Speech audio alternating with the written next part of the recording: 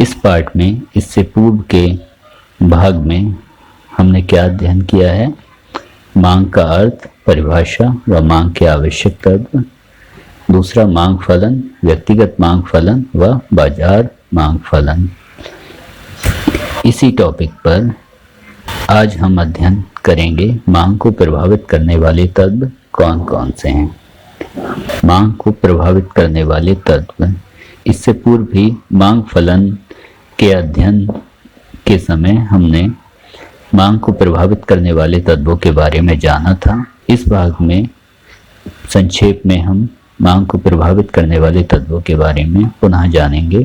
पहला है वस्तु का मूल्य। वस्तु का मूल्य मांग को प्रभावित करने वाला सबसे बड़ा तत्व है।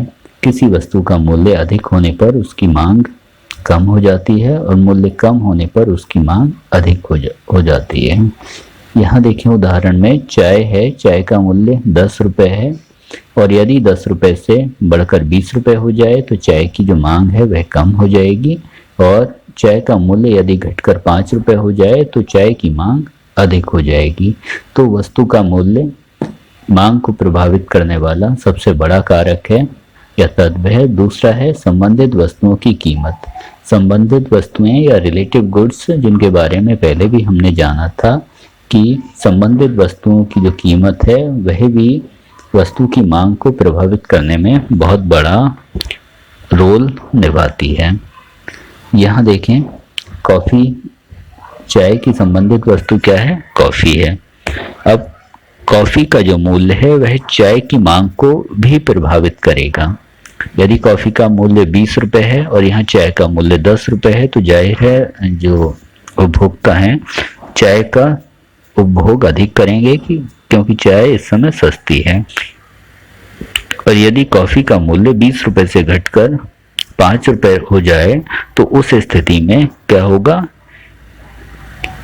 लोग चाय के स्थान पर कॉफ़ी पीने लगेंगे, है ना?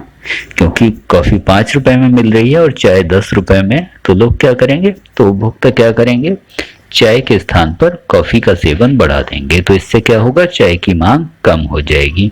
तो चाय का मूल्य अपरिवर्तित रहा, या चाय के मूल्य में परिवर्तन नहीं हुआ, लेकिन उससे संबंधित जो वस्तु है कॉफ़ी, उसके मूल्य के परिवर्तन ने चाय की मांग में भी परिवर्तन कर दिया, है ना? तो संबंधित वस्तुओं की कीमत में परिवर्तन भी मांग को बहुत हद तक प्रभावित करता है। तीसरा है आय में परिवर्तन। आय में परिवर्तन भी मांग को प्रभावित करता है। यदि आय कम है तो मांग कम होगी और यदि आय अधिक है तो मांग अधिक होगी। जो हम अनुभव भी करते हैं कि हमारी आय यदि कम होती है तो कम वस्तुओं की हम मांग कर पाते हैं, और यदि आय हमारी बढ़ जाती है तो हम अधिक वस्तुओं की मांग कर पाते हैं। ठीक है। चौथा है रुचि तथा फैशन में परिवर्तन।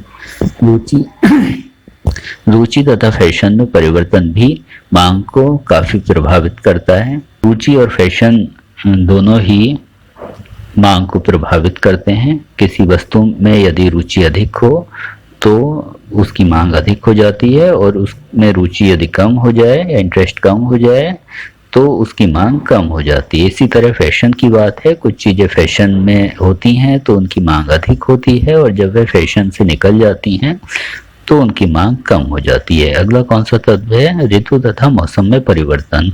किसी विशेष ऋतु अथवा मौसम में जिन वस्तुओं का उपयोग ज़्यादा होता है तो उस ऋतु या मौसम में उसकी मांग अधिक होगी। ठीक है। जैसे यहाँ देखें कि बरसात की जब ऋतु होती है तो छाते की मांग बढ़ जाती है, जबकि जाड़े की ऋतु में छाते की मांग नहीं होती है। ऐसे ही गर्मी के मौसम में सूती कपड़ों की मांग अधिक होती है, जाड़ों में ऊनी कपड़ों की मांग अधिक होती है। तो इस तरीके से ऋतु तथा मौसम में परिवर्तन भी मांग को बहुत प्रभावित करता है। तो इस तरीके से मांग को प्रभावित करने वाले इन 5 तत्वों का हमने अध्ययन किया है। मांग को प्रभावित करने वाले और बहुत से कारक या तत्व हैं, जिनका अध्ययन आप अपनी पाठ्य पुस्तक के माध्यम से कर सकते हैं। तो इस भाग में हमने क्या जाना, मांग को प्रभावित करने वाले मुख्य तत्व कौन कौन से हैं। ठीक है, गृह कार्य या अभ्यास प्रश्न के अंतर्गत आपको मांग को प्रभावित करने वाले मुख्य तत्वों को संक्षेप में लिखना है। जो आपने समझा है उसी को आपको शब्दों में लिखना है, कोई चित्र आपको बनाने की आवश्यकता नहीं है।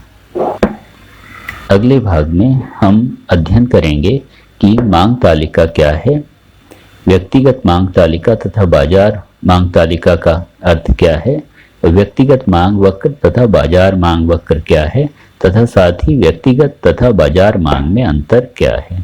ठीक है, तो अगले भाग में हम इन चारों का अध्ययन करेंगे। इसके लिए अपनी पाठ्य पुस्तक में जो इससे संबंधित टॉपिक है आप उसका अध्ययन करें ताकि आपको अच्छे से विषय समझ में आए।